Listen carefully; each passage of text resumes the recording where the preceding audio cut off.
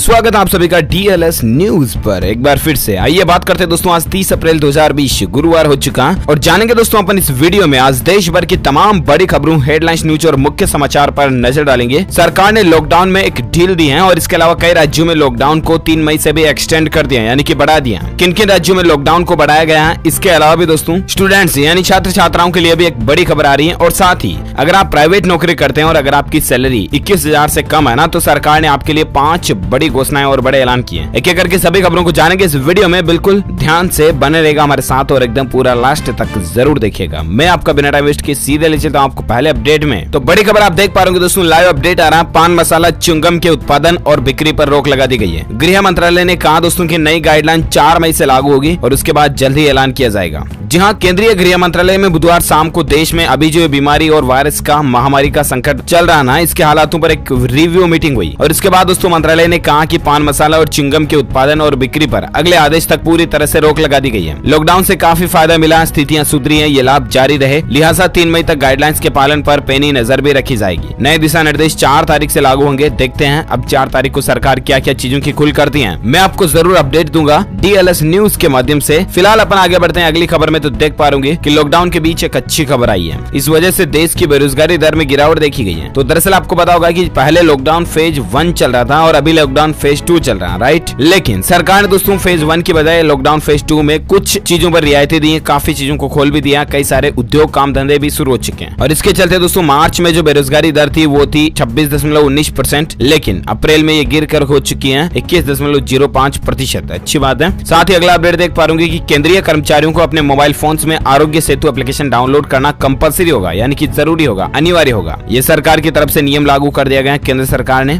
अच्छा, आप भी दोस्तों आरोग्य सेतु एप्लीकेशन डाउनलोड कर सकते हैं और इस बीमारी से जुड़ी काफी जानकारियां अपने मोबाइल पर ही पा सकते हैं, तो जरूर कीजिएगा। साथ ही अगला अपडेट देख पा रहे कि लॉकडाउन में आपके ड्राइविंग लाइसेंस और कार के डॉक्यूमेंट्स को लेकर ये छूट मिल रही है। दरअसल बात कुछ यूं है दोस्तों कि आजकल देश में लॉकडाउन चल रहा है और इस दरमियान अगर आपका ड्राइविंग लाइसेंस या ऐसा कोई कार का डॉक्यूमेंट, RC, इंश्योरेंस वगैरह कुछ भी अगर एक्सपायर होने जा रहा, तो ऐसे में आपको उसको रिन्यू करवाने की अभी कोई जरूरत नहीं है, क्योंकि सड़क परिवहन एवं राजमार्ग मंत्रालय ने कहा दोस्तों की मोटर व्हीकल्स एक्ट और सेंट्रल मोटर व्हीकल रूल्स में संबंधित दस्तावेजों के लिए वैलिडिटी को 30 जून 2020 तक बढ़ा दिया, यानी कि चाहे आपका आज ही एक्सपायर हो रहा, 30 जून तक आपको रिन्यू कराने की जरूरत नहीं है। चलिए, साथ ही अगला अपडेट आ रहा कि CBSE ने 10वीं और 12वीं की परीक्षाओं को लेकर जारी की है ये जरूरी सूचना। स्टूडेंट्स फटाफट से चेक कर लीजिएगा इसको। तो बात कुछ यूं है दोस्तों की CBSE ने ट्वीट किया कि पिछले कुछ दिनों से मीडिया पर, सोशल मीडिया में कई सारी आपने खबरें देखी होगी कि 10वीं के एग्जाम नहीं होंगे वगैरह वगैरह, राइट। लेकिन अब दोस्तों CBSE ने ये क्लेरिफिकेशन कर दिया कि 29 विषयों के लिए बोर्ड परीक्षाएं आयोजित की जाएगी 10वीं और 12वीं कक्षा की, जैसा कि 1 अप्रैल को ऑलरेडी CBSE ने सर्कुलर जारी करके बता दिया। तो वही सिस्टम लागू रहेगा लॉकडाउन खुलने के बाद। देखते हैं ऑफिशियली क्या अपडेट आता है। फिलहाल अगली खबर देख पा रहे सुप्रीम कोर्ट का एक बड़ा फैसला है। प्राइवेट अल्पसंख्यक संस्थानों में भी NEET की यानी कि नीट के जरिए होगा एडमिशन। जहां सुप्रीम कोर्ट ने दोस्तों आज नीट परीक्षा को लेकर अपना अंतिम फैसला सुना दिया और अब नीट परीक्षा सभी संस्थानों के लिए लागू होगी, जिसमें गैर सहायता प्राप्त प्राइवेट अल्पसंख्यक संस्थान भी शामिल होंगे। संस्थानों ने दावा किया दोस्तों कि यह अल्पसंख्यक के रूप में उनके संवैधानिक अधिकार का उल्लंघन करता है, लेकिन आखिरकार फैसला किसका? सुप्रीम कोर्ट का, और इसीलिए नीट एग्जाम को लेकर ये रूल्स लागू हो चुका है। चलिए, साथ ही अगला अपडेट आ रहा है कि लॉकडाउन के 35 दिन बाद एक बड़ी राहत दी है सरकार ने। कल ही एक और नया आदेश जारी किया दोस्तों और इसके तहत देश के विभिन्न हिस्सों में जो प्रवासी मजदूर, पर्यटक, छात्र छात्राएं वगैरह जो फंसे हुए हैं ना, वो अब उनके राज्य, उनके घर जा सकते हैं। इस फैसले से सरकार के इस फैसले के द्वारा तकरीबन 10 लाख लोगों को राहत मिलेगी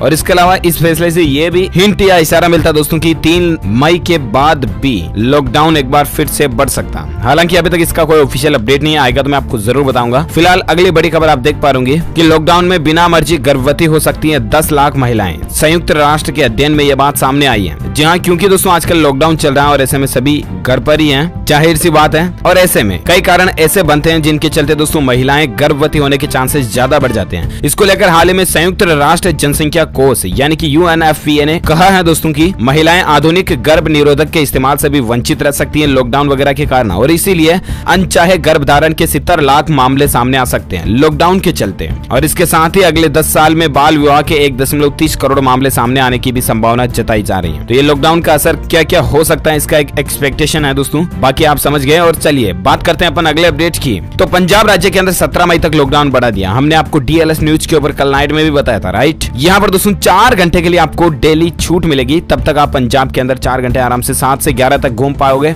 अगर आपका कोई जरूरी सामान किराने वगैरह का लेकर आना तो ला सकते हैं। चलिए साथ ही अगला अपडेट आ रहा दोस्तों, 6 महीने के लिए केदारनाथ धाम के कपाट खुल चुके हैं और तस्वीरों में आप कुछ अद्भुत तस्वीरें भी आप देख सकते हैं ये स्क्रीन पर। तो आखिरकार दोस्तों केदारनाथ धाम जी के कपाट खुल ही चुके हैं। पुजारी ने मंदिर की पूजा की और उसके बाद 6 महीने तक के लिए कपाट खोल दिए गए। और साथ ही अगला अपडेट देख पा रहे, बड़ी खबर है दोस्तों, 21,000 से कम सैलरी पाने वालों पर सरकार मेहरबान हो चुकी है। 5 बड़े ऐलान किए हैं। अगर आप प्राइवेट नौकरी करते हैं और 21,000 से कम आपकी तनख्वाह आना दोस्तों, सरकार ने 5 बड़ी घोषणाएं दी हैं। लॉकडाउन के बीच आम आदमी को राहत देने के लिए सरकार ने लगातार बड़े कदम उठाए हैं और इसी के तहत आप देख सकते हैं पहला पॉइंट ये कि दोस्तों मिलती रहेंगी सुविधाएं। ESIC ने ऐलान किया दोस्तों कि लॉकडाउन के चलते जो भी कंपनियां कर्मचारियों का वार्षिक एकमुश्त अंशदान जमा नहीं कर पाने के बावजूद कर्मचारियों की मेडिकल सुविधाएं नहीं रोक पाएंगी। तो पहला फायदा तो ये होगा। दूसरा है एक्सपायर कार्ड का कर सकते हैं इस्तेमाल, जहां कर्मचारी अपने कार्ड यानी कि मेडिकल कार्ड और इसके जरिए जो उन्हें मेडिकल सेवाएं मिलती है ना, वो अगर एक्सपायर हो गया तो भी उन्हें चिंता करने की जरूरत नहीं है। वे अपने पुराने कार्ड पर ही सेवाएं पा सकते हैं। ESIC ने कर्मचारियों का वार्षिक एकमुश्त अंशदान जमा न होने के बावजूद 30 जून तक पहले वाले कार्ड पर भी मेडिकल सेवाएं देने का ऐलान कर दिया।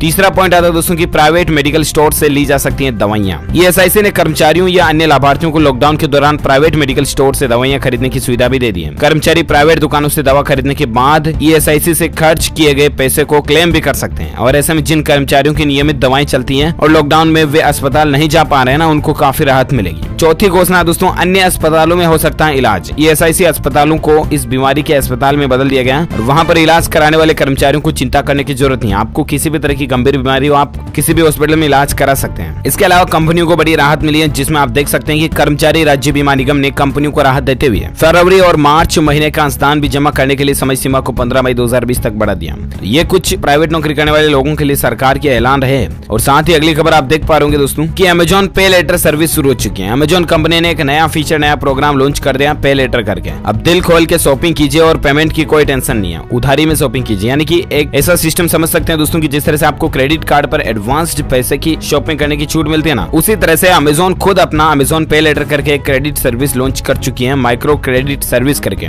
जिसके जरिए दोस्तों आप अमेजॉन के क्रेडिट कार्ड के जरिए कपड़ों से लेकर इलेक्ट्रॉनिक्स तक के कोई भी आइटम्स खरीद सकते हैं। और आपको 1 महीने तक की साइड में अगर आप पैसा जमा कराते हैं तब तो आपको ब्याज देने की भी जरूरत नहीं है। बाकी आप EMI करवा सकते हैं 12 महीने की इंटरेस्ट पर वगैरह वगैरह। ये फायदा अमेजॉन कंपनी की तरफ से दिया जा रहा आम लोगों के लिए। और साथ ही अगली खबर आप देख पा रहे होंगे कि दिल्ली हरियाणा बॉर्डर से बड़ी खबर निकल कर आ रही है। सिर्फ दोपहर 12 बजे तक ही मिलेगी एंट्री। जहां दिल्ली से फरीदाबाद और फरीदाबाद से दिल्ली में दोस्तों 3 मई तक इस बॉर्डर को कैंसिल कर दिया और 29 अप्रैल को 12 बजे तक ही एंट्री मिलेगी। यहाँ पर आप देख सकते हैं पहचान पत्र दिखाकर वगैरह वगैरह जानकारी। और साथ ही अगली खबर आप देख पा रहे होंगे कि व्हाट्सएप पर आने वाले हैं 4 जबरदस्त फीचर्स। अपने आप मैसेजिंग डिलीट होगा। इसके अलावा व्हाट्सएप वेब का इस्तेमाल कुछ खास तरीके से कर पाओगे आप, जिसमें कई सारे नए फीचर्स मिलेंगे। इसके अलावा व्हाट्सएप को एक साथ कई डिवाइस पर चला पाएंगे। और साथ ही WhatsApp expiring message, auto delete message वगैरह का फीचर भी बहुत जल्द आने वाला।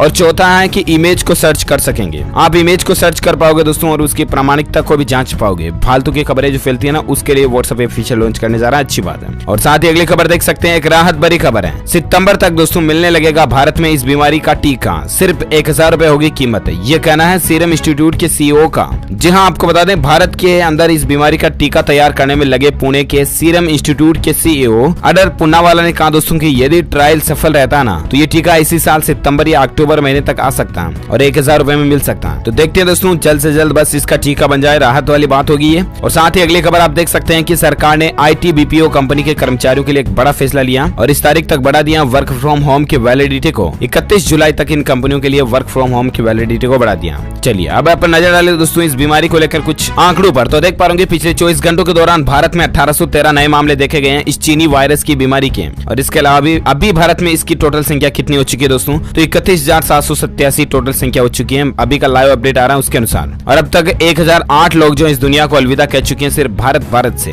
तो ये स्टेटस और आंकड़ा चल रहा है। और साथ ही अगला अपडेट आप देख पा रहे कि देश में इस बीमारी से संक्रमितों में से केवल 0.33% मरीज ही वेंटिलेटर पर है, जबकि 1.5% ऑक्सीजन सपोर्ट पर है। और अच्छी बात तो यह दोस्तों की रिकवरी रेट जो है वो 24.5% पहुंच चुकी है। चलिए साथ ही अगली खबर आ रही है दोस्तों कि भारत में 15 दिनों में इस बीमारी के वायरस हॉटस्पॉट जिलों की संख्या जो है वो 170 से घटकर 129 हो गई है। ये भी राहत की बात है। इन जिलों में वापस ग्रीन जोन कन्वर्जन हो चुका है। और साथ ही अगला अपडेट देख पाओगे कि उत्तर प्रदेश में हर रोज होंगे 6500 इस बीमारी के टेस्ट हैं और एक दिन में सबसे ज्यादा टेस्ट करने वाला देश का पहला राज्य उत्तर प्रदेश बनने जा रहा है। उत्तर प्रदेश सरकार की तरफ से इस तरह की व्यवस्थाएं की गई हैं, अच्छी बात है। और साथ ही अगली खबर आप देख पाओगे हिमाचल सरकार के लिए बड़ी ही राहत आई है और हिमाचल के लोगों के लिए भी है कि एक सप्ताह से इस बीमारी का कोई भी नया मरीज नहीं मिला है, तो ये भी राहत की बात है। और साथ ही एक और अपडेट देख सकते हैं। अगली खबर में बात करें दोस्तों आज के मौसम समाचार की, तो बड़ा अपडेट देख पाओगे हिमाचल के 6 जिलों में ओलावृष्टि की भी चेतावनी जारी की गई है। 5 मई तक हिमाचल प्रदेश के अंदर मौसम खराब रहने की संभावना है। इसके अलावा संपूर्ण भारत के मौसम पूर्वानुमान की अगर बात करें दोस्तों तो आगामी 24 घंटों के दौरान पूर्वोत्तर भारत, तमिलनाडु, दक्षिणी आंतरिक कर्नाटक और केरल के कई जगहों पर गर्जना के साथ बारिश होगी।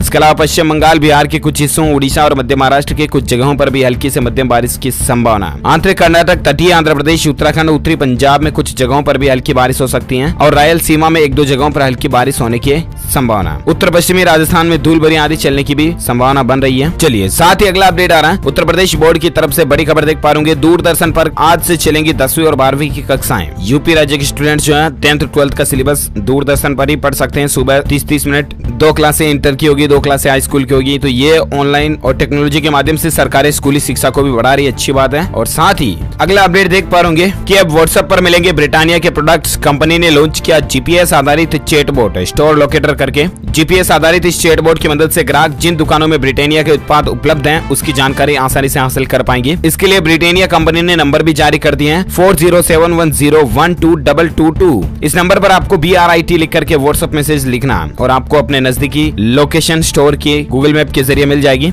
और साथ ही अगला अपडेट आ रहा है कि धीरे धीरे लॉकडाउन उठाने पर आनंद महिंद्रा ने कही ये बात और सरकार को एक सुझाव भी दिया। तो दरअसल दोस्तों आनंद महिंद्रा ने सुझाव दिया कि सरकार को कुल 49 दिनों के बाद व्यापक स्तर पर लॉकडाउन को उठा लेना चाहिए। उनका कहना कि यदि देश के विभिन्न हिस्सों में धीरे धीरे लॉकडाउन उठता है तो औद्योगिक गतिविधियां चलानी मुश्किल होंगी और इसकी गति भी धीमी होगी। महिंद्रा ने माना दोस्तों की सरकार के लिए लॉकडाउन से बाहर निकलने की योजना बनाना काफी चुनौतीपूर्ण काम है क्योंकि अर्थव्यवस्था की तमाम चीजें एक दूसरे से काफी जुड़ी हुई है। उन्होंने कहा कि आगे की योजना बड़े पैमाने पर संक्रमण को नियंत्रित करने और परीक्षण करने पर आधारित होनी चाहिए। केवल हॉटस्पॉट और लोगों के अति संवेदनशील समूह को ही अलग रखा जाना चाहिए, उनकी ये राय है। वैसे आपको क्या लगता है दोस्तों की सरकार को लॉकडाउन 3 मई के बाद भी बनाना चाहिए या नहीं? आपकी क्या राय है आप मुझे नीचे कमेंट करके जरूर बताना। और साथ ही फिलहाल अगला अपडेट देख पा रहे कि अर्थव्यवस्था को लेकर अमेरिकी अर्थव्यवस्था में एक दशक की सबसे बड़ी सुस्ती देखी गई है। पहली तिमाही में 4.8% घट गई जीडीपी। अमेरिका में तो हालात क्या चल रहे हैं आपको आसानी से पता ही होंगे। दुनिया के सबसे ज्यादा बदतर अगर हालात चल रहे हैं तो दुनिया के सबसे शक्तिशाली देश अमेरिका के ही चल रहे हैं और इसीलिए अमेरिका की अर्थव्यवस्था को तगड़ा झटका लगा है। जनवरी, फरवरी, मार्च तिमाही की जो जीडीपी ग्रोथ रेट है वो रही -4.8%। चलिए साथ ही अगला अपडेट देख पा रहे दोस्तों की इस राज्य ने पेट्रोल पर लगाया इस बीमारी को लेकर सेस और अब इसके चलते पेट्रोल 6 रुपए और डीजल 5 रुपए प्रति लीटर महंगा हो चुका। हम बात करें दोस्तों नागालैंड राज्य सरकार की तरफ से यह फैसला लिया गया और नागालैंड राज्य में 28 अप्रैल की रात से ही यह फैसला लागू हो चुका। पेट्रोल 6 रुपए प्रति लीटर महंगा हो गया, डीजल 5 रुपए प्रति लीटर महंगा हो गया।